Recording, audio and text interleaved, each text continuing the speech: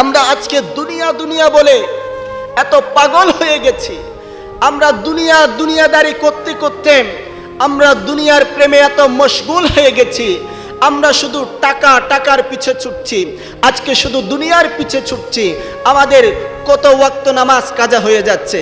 আমরা চাকরি করে পয়সা করে দুনিয়া করে ঠিকমতো নামাজটা পড়ার সুযোগ আমাদের হচ্ছে না, ঠিকমতো আল্লাহর ইবাদত করার সুযোগ আমরা হচ্ছে না।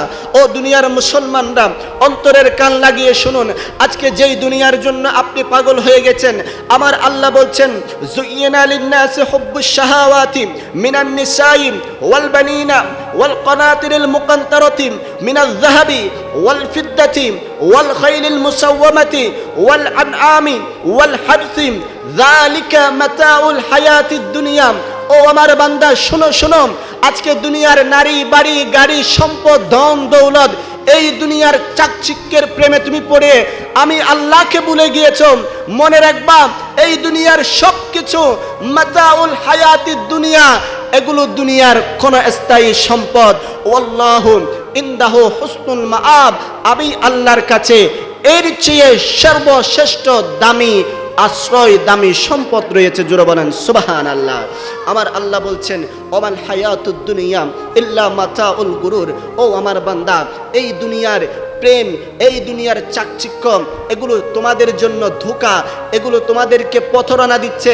এগুলো প্রেমে পড়ে আজকে তুমি আল্লাহর ইবাদত করতে ভুলে গিয়েছো, আজকে তুমি নামাজ পড়তে ভুলে গিয়েছো, আজকে তুমি দুনিয়ার মধ্যে, সমাজের মধ্যে বড় পয়সাওয়ালা হওয়ার জন্য অবৈধ পন্থা অবলম্বন করছো। তুমি সুদ খাচ্ছ, ঘুষ খাচ্ছ, আজকে ক্ষমতা আছে বিদায় অন্যের উপর জুলুম করছো। এভাবে তুমি নিজেকে বড় পয়সাওয়ালা করার জন্য, বিল্ডিং করার জন্য, সম্পদ করার জন্য, আজকে গাড়ি বাড়ি করার জন্য তুমি আল্লাহর নাফরমানির মধ্যে লিপ্ত আছো। একটিবার চিন্তা করে দেখো, যখন এই দুই চোখ তুমি বন্ধ করবা, যখন তোমার হায়াতের বাজেট শেষ হয়ে যাবে, তখন তোমার এই সম্পদ তোমাকে লাথি মারবে, ঠিক কি না? নাকি সম্পদগুলো কবরে যাবে? সম্পদ কবরে যাবে? আমার বিল্ডিং কবরে যাবে নি? আমার ছেলে সন্তান কাল কবরের মধ্যে আমার পক্ষে কোনো কিছু বলবে নি? আমার ব্যাংক ভর্তি টাকা, আমার গাড়ি, এগুলো কি কবরে যাবে? না। আপনি যখন মৃত্যুবরণ করবেন, আপনার সম্পদ আপনার সাথে যাবে না, আপনার ছেলে সন্তান আপনার কাছে আসবে না, আপনার পাড়া প্রতিবেশী আপনার কাছে আসবে না। তখন শুধু আপনার সম্বল হবে একটাই, সেটা হচ্ছে সাদা কাফন। সেই সাদা কাফনের মধ্যে মুড়িয়ে আপনাকে অন্ধকার কবরের মধ্যে শোয়াই রেখে যখন তারা মাটি চাপা দিয়ে 40 কদম হেঁটে গড়ে আসার দেরি, তারপরে আপনাকে আর কেউ মনে রাখবে না, আপনাকে আর কেউ মনে রাখবে না। এটাই দুনিয়াদারি, বড় স্বার্থপর।